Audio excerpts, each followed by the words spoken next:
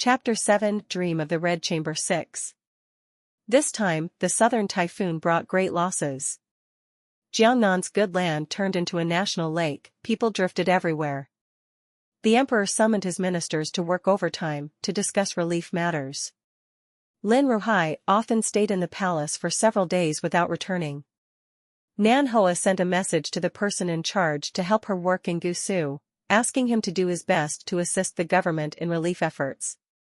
A month later, the flood receded. The third prince and the imperial envoy organized the reconstruction of the prefecture and arranged for the people. After everything was completed, they returned to the capital to meet the emperor. Not long after the third prince and the imperial envoy entered the palace, Lin Ruhai was summoned to the palace. Following closely, Nan Hoa also received a message, saying that the empress had summoned her.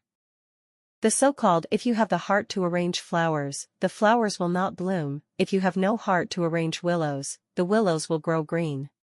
Nan Hoa never thought that her good deeds would be known by the emperor, and even because of that, Lin Ruhai and she became role models of all kinds of officials. The emperor at the grand court meeting highly praised Lin Ruhai's good deeds for his hometown. After several years of building bridges and roads, the Lin family's hometown encountered very little disaster. They promptly assisted the government in relief efforts and also helped countless people. The empress also issued an imperial edict to praise Nan Hoa, saying that this virtue was something all women should emulate. Accompanying the imperial edict was the empress's reward. The thing is not precious, the meaning behind it is important. The empress's praise smashed the previous rumors. But hidden among them, the biggest gain was that Lin Ruhai had been looked at differently by the third prince. In Jia Min's memory, this third prince who seemed unsociable and difficult to get along with was actually the one who finally ascended to the throne. Although Lin Ruhai insisted on neutrality, the third prince knew that the Lin family did good deeds without any carelessness, every year like one day.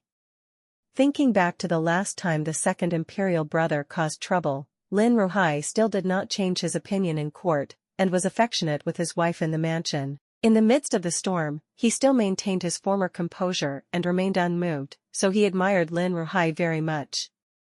The third prince and his wife's feelings were also very good, even somewhat similar to Lin Ruhai's husband and wife. His wife only had one son, who died before the age of 6, and until now there had been no more children. The royal heir was more important than anything. After nearly a year, his wife seemed to have given up and often pushed him elsewhere. The distance between husband and wife is getting further and further away. The third prince thought of Jia Min and thought that he should let his wife meet her. Jia's family was also very excited. Lucia personally came to Lin family. "Knowing that you must be really busy during this period of time, I came myself. Good people are indeed rewarded. You guys should wait until the clouds clear and the moon shines." Nan Hoa hurriedly welcomed her. That day was just for mother-in-law to accumulate virtue. This habit has been done every year. No one thought there would be a day like this. Lucia was truly happy for them, and had no intention of flattering them. She knew that if she did not come, her mother-in-law would definitely want to call her sister-in-law back to Ronghua Mansion. At that time, the second room's expression would change and she would say something unpleasant, and Nan Hoa would feel frustrated. But to tell the truth, looking at Wangshi's expression recently, she was secretly really happy. Nan Hoa said from the bottom of her heart, "Eldest sister-in-law, this whole family, I'm afraid only you are truly thinking for me." Lucia was surprised that she would say such a thing, but thinking carefully, her husband, the second brother's wife, really weren't warm-hearted people. They were all just concerned with their own well-being. How could they think of others? And her mother-in-law, she also saw clearly, a leisurely person. The heaviest in her heart was her second son's family. Thinking like this, she couldn't help but feel a little pity for this younger sister. The aftertaste of the emperor and empress's praise had not yet dissipated from the various officials, when Lin Ruhai was appointed as the imperial salt inspector, 3 years earlier than his previous life. Nan Hoa happily left the capital. Far away from the Jia residence, there was no need to see people she did not like, no need to listen to Jia's mother nagging or the imperial physician constantly having to take her pulse. The sky was high and the emperor was far away, no one could control them. Before leaving, the families visited each other again, and finally went to the Ronghua mansion to say goodbye. When they left, Jia's mother was laughing heartily. The son-in-law's promotion was truly a very good thing. Half a month later, the Lin family set off for Yangzhou, accompanied by Jia Hu. Lu Shi entrusted him to Yanhua. Jiangnan was a popular place for literature. Lin Ruhai would be busy with official duties in the future, and might not be able to teach Jia Hu to study again. She asked Nanhua to let Jia Hu study in the Southern Library, and also to conveniently go to Jinling to take the examinations later. In the blink of an eye, 5 years had passed, and Lin Ruhai had been serving as the Imperial Salt Inspector for the second time in Yangzhou. In Yangzhou, the salt merchants and officials all knew that the salt inspector and his wife were in love, and they had no children. Nanhua had always been calm, and Lin Ruhai was influenced by her, and seemed to not care about these things. In fact, in recent years, he would occasionally mention adopting an adopted son. In fact, he really liked Jia Hu, but unfortunately, Jia Hu was the eldest son of the eldest family, and also his nephew, and could not inherit his legacy. Jia Hu was no longer the naughty child he was back then. Now he was an adult, and it was time for him to get married and have children. These past few years, he had been studying in Yangzhou. Lin Ruhai had taught him with all his might. He himself was naturally intelligent and had passed the exams and was already a bachelor. Lu Shi sent a generous gift, and in the message she expressed her gratitude to the Lin family couple. It is said that Jia Lian was raised by Jia's mother and had a debauchery habit. When Lu Shi discovered this, she thought she would correct it, but he still had a bad habit. He read little and understood little, was not good at literature or martial arts, but in fact, his sweet talk made people like him. Lu Shi regretted it too late. Nanhua and her husband sincerely raised Jia Hu, treating him like their own son. Jia Hu also treated them like his biological parents, especially Lin Ruhai. Jia Shi was not trustworthy. In Jia Hu's heart, his father's image was Lin Ruhai and not the so-called biological father. On this day, because of the engagement at home, Jia Hu had to say goodbye to Nanhua and return to the capital to get married. "Auntie, you haven't been feeling well recently. I'll stay for a few more days." Jia Hu leaned against Nanhua's side and acted spoiled, as if he was her own son. "Don't use me as a shield." Nanhua tapped his forehead. "Your mother personally found a marriage for you, and it was also based on your request that day. It must be right. You are about to become a family man, so you must calmly take on your responsibilities in the future." Jia Hu's personality is very martial. Although he is a scholar, he has a chivalrous spirit and has many friends, but secretly he is still mischievous and causes trouble. It can be said that he already has a personality at the age of 3. "I naturally believe my mother's eyes, but I really regret leaving you and uncle, and your complexion hasn't been good for many days. How can I leave with peace of mind? Next year, your uncle will return to the capital to report on his work. In 3 years, you still have to take the imperial examinations. Don't think that just because you're married, you won't need to go to school. There will be many times we can meet." Nanhua was unmoved. "You should also sympathize with your mother. The whole family relies on her.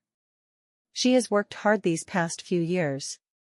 You should marry a wife and help her share the burden." Jia Hu became serious, thinking about the news from the capital for the past few years. First his younger brother was raised in the wrong direction, then the second room gave birth to Bao Yu. There was almost no rest. He just heard the news and was upset and didn't want to go back. How much hardship must his mother have had? Fortunately, his father was now being controlled and obeyed by his mother. He had never done anything to add to her burden. "Aunt is right, I am too selfish." "Just Aunt, your body is also important, even if it is for my peace of mind. Let's find a doctor to take a look." Nanhua probably knew what was wrong, but seeing that the child was really worried about her, she nodded in agreement. The one who came to take the pulse was a famous doctor from Yangzhou City. He listened, asked, and examined her carefully. He then carefully understood Nanhua's condition that had been going on for many days. He wanted to congratulate Nanhua. "Congratulations, madam. This is a great joy. Madam, you are having good news." After a moment, everyone in the house was happy and cheerful. Jia Hu was even more excited. Really, is my aunt pregnant? The old doctor also knew that Madame Lin had been childless for many years, so he understood very well and nodded continuously. Yes, Madame Lin, a good person will be rewarded with good things. What a blessing. Jia Hu was even more excited than Nan Hoa. Good, good, good. Quickly send someone to tell uncle, make him come back quickly. Nan Hoa quickly stopped him. Silly child, your uncle is at the government office handling public affairs, don't go and disturb him. The child is right here, he won't run away, waiting for him to come back will be the same. Now, the house was full of people, the maid was crying with joy, the nephew was so excited that he wished he could announce it everywhere, but Nan Hoa was the calmest one. At dusk, Lin Ruhai returned. Entering the main gate, he felt the joy all over the mansion. Every servant he met smiled and saluted him, and when asked what the joy was, they all kept their mouths shut, unable to say anything. Lam Nuhai did not understand why and entered the room. He only saw his nephew Jia Hu accompanying his wife, both of them laughing loudly. The maid in the house was even more excited. Is there something happy today? Lin Ruhai wondered. Uncle is back. Jia Hu smiled and greeted him, made a face, didn't say anything, and then left. Lin Ruhai was too curious to understand what was going on, so he simply grabbed Nan Hoa and asked, what good thing is going on? Everyone along the way was so mysterious that no matter what I asked, I couldn't figure it out, making me feel very uncomfortable. Nan Hoa smiled, grabbed his hand and pressed it to her belly. Today the doctor took my pulse and said I'm 2 months pregnant. Lin Ruhai still maintained his posture, stiff in place. Secretly observing them, the maids and old maids saw the master's foolish appearance and couldn't help but laugh. Lin Ruhai was like he couldn't hear the laughter, his eyes blankly looking at Nan Hoa's belly. Nan Hoa almost thought he was overjoyed, gently patted him. Husband? Lin Ruhai suddenly hugged her, his head on her shoulder, his eyes were wet.